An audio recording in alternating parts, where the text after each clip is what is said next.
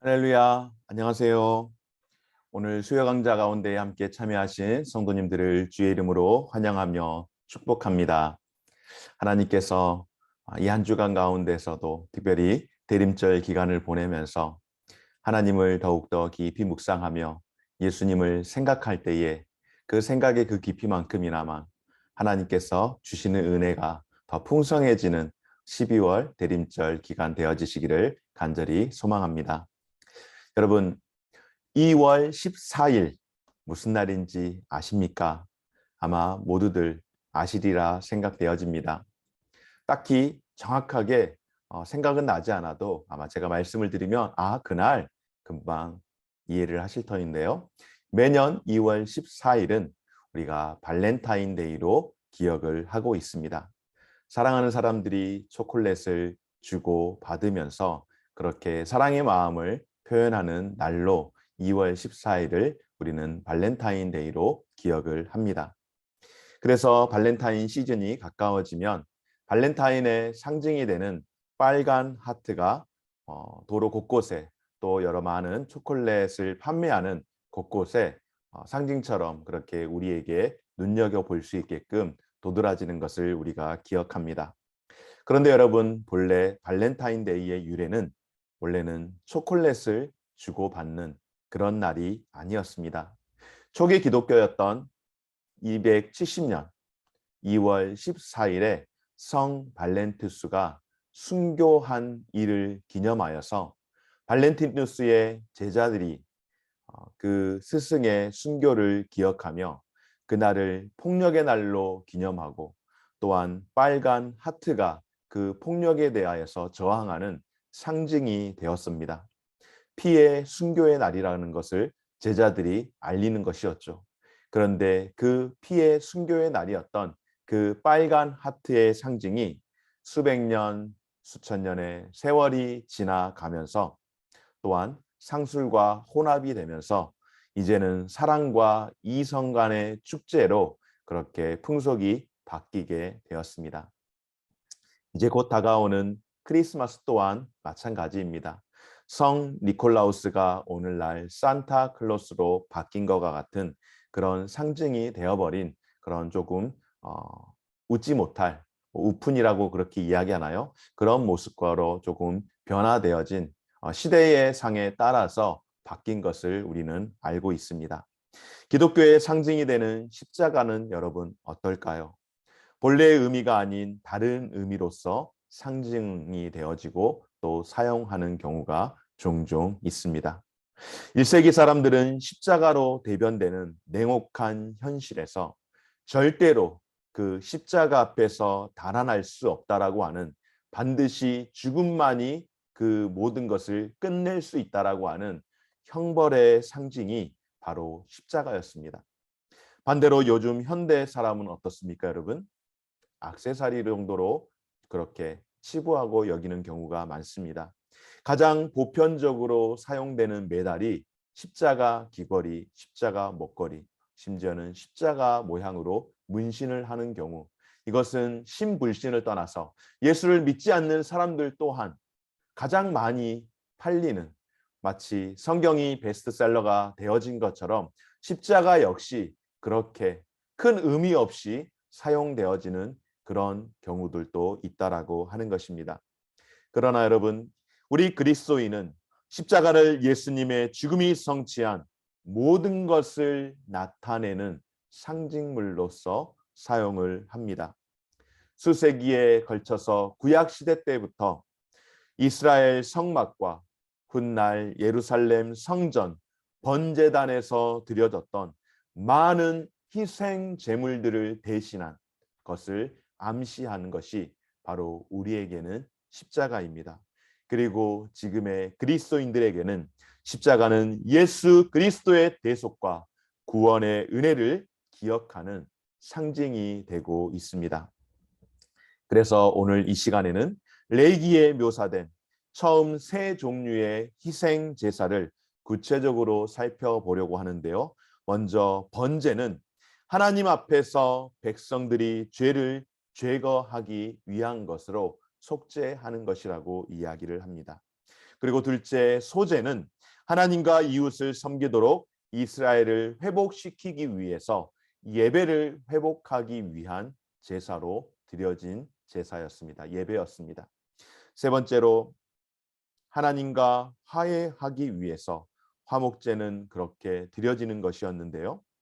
하나님과 화해하고자 하는 그런 마음으로 드려진 이 제사.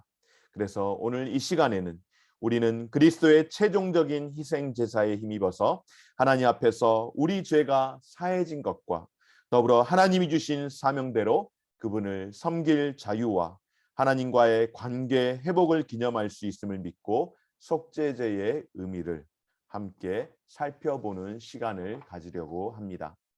오늘 첫 번째로 함께 살펴보기를 원하는 것은 번제인데요.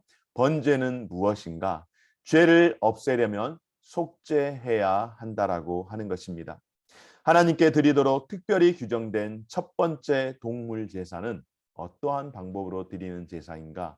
바로 번제로 드리는 제사인데요. 이름으로 볼 때에 이 번제라고 하는 것은 정말 아무것도 남기지 않고 다 태워서, 온전히 태워서 유일하게 그렇게 올려드리는 제사라는 점에서 조금은 특별한 제사법입니다. 레위기 1장 3절에서 9절 말씀 가운데 조금 긴 말씀이지만은 이 번제에 대한 구체적인 설명을 한번 살펴보도록 하겠습니다. 그 예물이 소의 번제이면 흠없는 수컷으로 회막문에서 여호와 앞에 기쁘게 받으시도록 드릴지니라. 그는 번제물의 머리에 안수할지니 그를 위하여 기쁘게 받으심이 되어 그를 위하여 속죄가 될 것이라. 그는 여호와 앞에서 그 숫송아지를 잡을 것이요 아론의 자손 제사장들은 그 피를 가져다가 회막문 앞 제단 사방에 뿌릴 것이며 그는 또 번제물의 가죽을 벗기고 각을 뜰 것이요 제사장 아론의 자손들은 제단 위에 불을 붙이고 불 위에 나무를 벌려놓고 아론의 자손 제사장들은 그 뜬 각과 머리와 기름을 제단 위에 불 위에 있는 나무에 벌려 놓을 것이며 그 내장과 정강이를 물로 씻을 것이요 제사장은 그 전부를 제단 위에서 불살라 번제를 드릴지니 이는 화제라 여호와께 향기로운 냄새니라. 아멘. 사실 구약에서 말씀하시는 제사법은 우리가 경험해보지 않은 방법이기에 많이 낯선 면이 있습니다. 여러분, 혹시라도 우리 연만하신 성도님들 가운데에 예전에 시골에서 사시면서 돼지를 도축하는 모습을 경험해 보지 않으셨습니까? 저 또한 돼지를 도축하는 모습을 보기는 했지만은 아주 구체적으로 그렇게 보는 것은 한 번도 기억이 없습니다. 굉장히 어린 시절이었기에 조금은 무섭기도 하고 잔인하기도 하고 불쌍하기도 했던 그런 기억이 있습니다. 요즘은 예전 시골에서 짐승을 도축하는 것처럼 그렇게 짐승을 도축하는 모습을 보지 않고 살기에 사실 지금 레위기에서 이렇게 구체적으로 제물을 어떻게 드리는지에 대한 설명을 볼 때에 부담스러운 면도 없잖아 있는 것 같습니다. 그러나 당시에 이스라엘 사람들은 대부분 목축을 했었고 또 필요에 따라 도축을 했었기에 아마 이렇게 레위기에서 구체적으로 짐승을 도축하는 모습을 설명하는 이 내용들이 굉장히 상세하게 되어 있으면서 동시에 그들에게는 아주 익숙한 내용이었으리라고 여겨집니다. 오늘날도 몽골이나 북극 지방에서는 사람들이 유목을 하며 현장에서 짐승을 도축하는 모습들을 우리는 직접 눈으로 보지는 못하지만은 TV 채널들을 통하여서 그 앵글에 담겨져 있는 도축하는 모습들을 가끔씩 보지 않습니까? 하지만 번제를 위한 세부 사항은 이스라엘의 백성들조차도 조금은 특이하게 여길 만한 것들이 있었습니다. 그러니까 단순히 짐승을 도축하는 데에서 그치지 않고 도축을 하는 방법과 그리고 도축한 이후에 그 짐승을 어떠한 방식으로 하나님 앞에 예물로 드려야 하는지 그리고 짐승을 도축하기 전 어떠한 짐승을 도축을 해야 하는지에 대한 구체적인 설명에 대한 말씀이 오늘 레위기 1장 3절에서 9절 말씀을 통하여서 나와 있는데요. 먼저 짐승을 조달하는 방법에 대해서 말씀을 하시는데요. 예물을 드리는 사람이 집에서 기르는 가축 중에서 고른 것, 다시 말해서 자신의 사유물을 하나님 앞에 예물로 바쳐야 한다라고 하는 것입니다. 그리고 특징이 있습니다. 무엇입니까, 여러분? 번제이면 흠 없는 수컷으로 하도록 이야기하는데, 숫송아지나 수량이나 숫염소나 비둘기도 수컷이어야 번제를 위한 희생 제물로 드릴 수가 있었습니다. 그러니까 번제의 제물은 수컷 짐승으로 드려야 했던 것입니다. 또한 어떤 동물을 드려야 했는가? 동물은 신체적으로 볼 때에 어떻습니까? 수컷인데 그 앞에 전제가 있죠. 바로 흠 없는 수컷, 바로 완전한 것이어야 했습니다.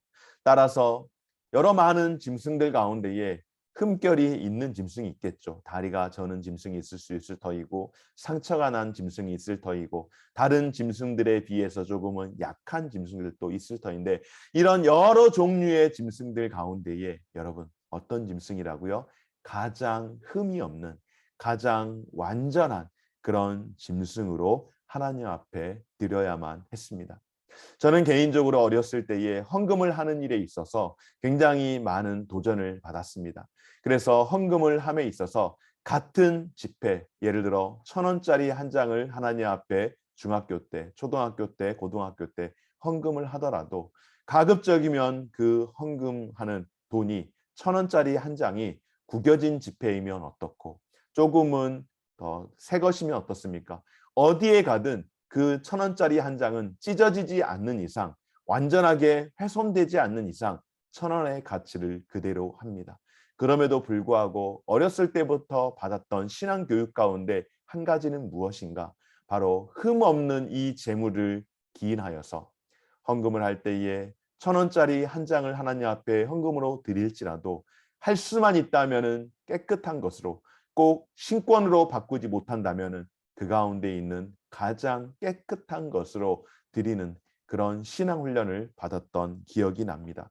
바로 흠 없는 것, 할 수만 있다면 조금 더 나은 것을, 더 귀하고 좋은 것을 하나님 앞에 드리는 것은 우리의 마음을 하나님 앞에 그렇게 귀하게 헌신하는 것인 줄 믿고, 오늘 저와 여러분들의 삶 가운데서도 하나님 앞에서 가장 귀한 것을 헌신할 수 있는 우리 모든 성도들의 삶이 되어지시기를 주의 이름으로 축원합니다.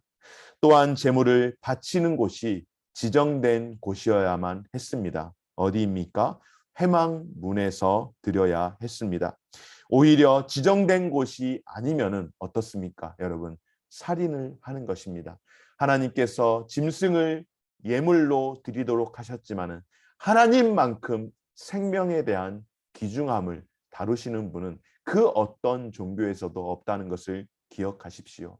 그래서 아무 데서나 그렇게 짐승을 잡는 살인 행위가, 생명을 훼손하는 행위가 일어나지 않도록 항상 제물은 회막문 앞 제단에서, 그러니까 지성소 성막 앞에 가장 그 첫 번째 입구 회막에서 지정된 곳에서 짐승을 잡아야 한다라고 하는 것, 그것은 생명을 그만큼 소중히 여기시는 하나님의 마음을 우리에게 알려주시는 것과 같습니다. 또한 여러분 어떻습니까? 예물을 드림에 있어서 예물을 드리는 사람은 어떻게 동물과 함께 동일시 되는가? 예물을 드리는 사람은 번제물의 그 머리에 안수를 함으로써, 번제물의 머리에 안수를 할 때에 제사장이 그 과정 가운데에 함께 참여함으로써 내 죄가 그 제물에게 전가되도록 하신 것, 이것은 곧 우리 주 예수 그리스도께서 십자가에서 우리의 죄를 대신 전가 받으심으로 우리의 모든 죄가 깨끗하게 되었음을 상징적으로 예표하는 말씀이기도 합니다. 주님은 또한 제물에 대해서 어떻게 반응을 하셨는가? 이와 같이 회막문 제단에서 짐승을 잡아서 각을 떠서 하나님 앞에 올려드려 불살라 번제로 드릴 때에 하나님은 그것을 향기로운 냄새로 받으셨다라고, 하나님이 그 희생 제물을 받으셨음에 대한 증거로 그것이 향기로운 냄새가 된 줄 믿습니다. 훗날 바울은 여기에 빗대어 예수님의 십자가를 하나님께 드린 향기로운 제물과 희생 제물로 묘사를 하는데요. 그래서 구약에서 드리는 이 제의의 방법을 두고 히브리서 기자는 이스라엘 백성이 드리는 모든 희생 제사가 그리스도의 십자가 대속의 그림자의 예표라는 사실을 우리에게 보여줌으로써 히브리서 9장 12절 말씀을 통하여 염소와 송아지의 피로 하지 아니하고 오직 자기의 피로 영원한 속죄를 이루사 단번에 성소에 들어가셨느니라. 아멘. 그렇습니다, 여러분. 예수님께서는 죄가 없으심으로 다른 이의 피가 절대로 결단코 필요하지 않지만 다른 이들을 위해서 죄인된 저와 여러분 우리들을 위해서 자신의 피를 대신 바치신 줄 믿습니다. 예수님께서 지상의 모형 대신 하늘의 지성소로, 그러니까 짐승을 회막문 앞에서 잡아서 성소에서 태워 드린 것과는 다른 방식, 예수님께서 친히 제물이 되어서 하늘의 지성소로 들어가심으로 말미암아 일시적인 속죄가 아닌, 제사장들을 통한 짐승을 잡는 일시적인 속죄가 아닌 영원한 구속을 이루어 주신 줄 믿습니다. 하나님께서 자기 자신의 피에 희생 제물을 바치심으로써 우리의 죄를 영원하게 사해 주신 예수님께서 번제물이 되어 주신 것, 그것은 바로 우리에게 구원의 은혜를 허락하여 주신 특별한 희생 제물이 되어 주신 것임을 믿으시기 바랍니다. 오늘 두 번째로 소제를 함께 살펴보려고 하는데요. 소제는 예배를 회복하기 위해서 속죄하는 제사라고 말씀을 하고 있습니다. 레위기에서 하나님이 모세에게 지시하신 두 번째 제사가 소제인데, 이 소제는 조금은 다릅니다. 무엇이 다른가? 제물이 다릅니다. 곡식과 관련된 것으로 소제는 동물의 죽음, 짐승의 죽음이 아니라 곡식을 손으로 직접 갈아서 요리하거나 밀가루를 만드는 유일한 제사 방식이 바로 소제입니다. 레위기 2장에서 이 소제에 대해서 구체적으로 설명을 하고 있는데요.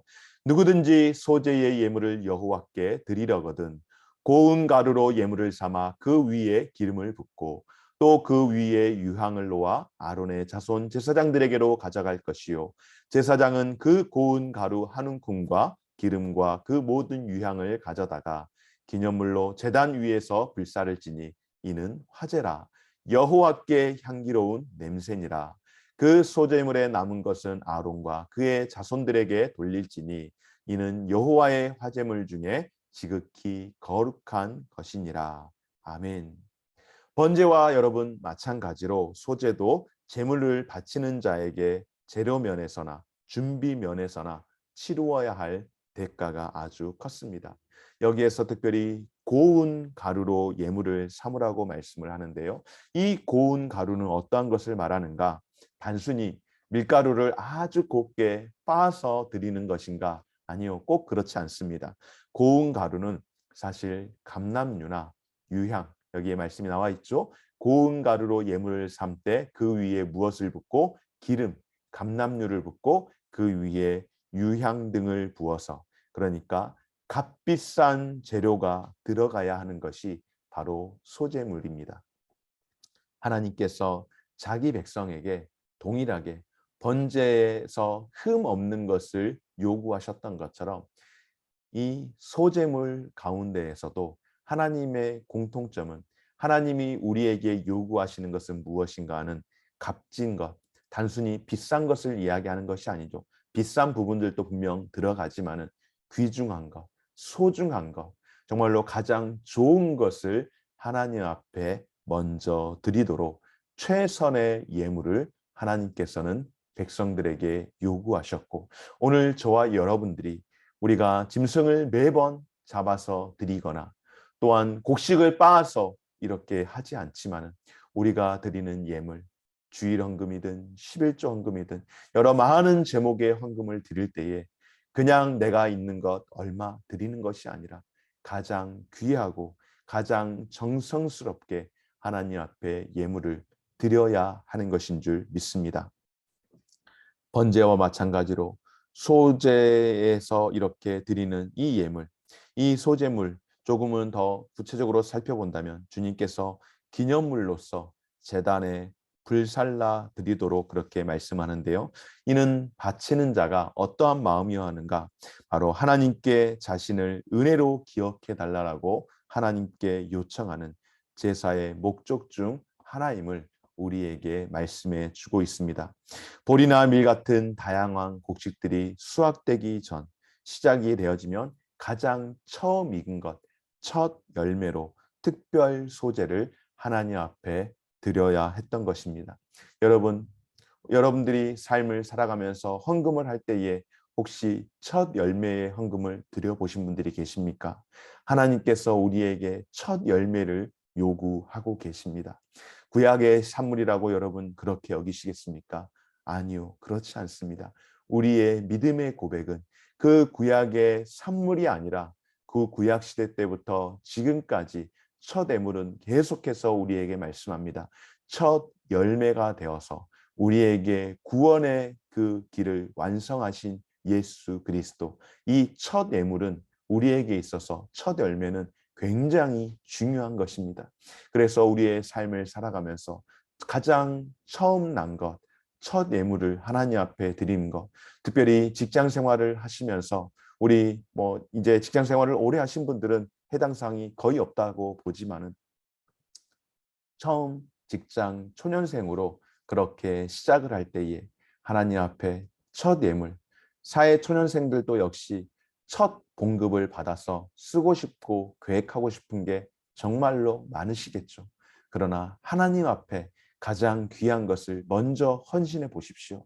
하나님께서 결단코 잊지 않습니다. 저 또한 처음 사역을 하면서 첫 예물을 드리고 또한 처음 외부 사역을 하면서 첫 예물을 드렸던 기억이 납니다.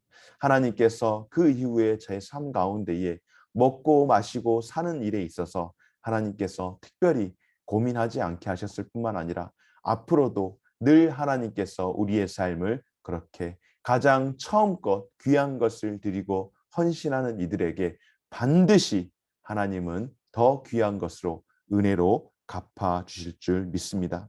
소제는 또한 평소에 자발적으로 드리는 예물로서 이 곡물은 이스라엘 백성들이 일용할 양식으로 하나님 앞에 매일매일의 삶이 하나님께 받은 선물임을 기억나게 하는 것이 바로 제사의 목적 중에 하나가 되기도 했습니다.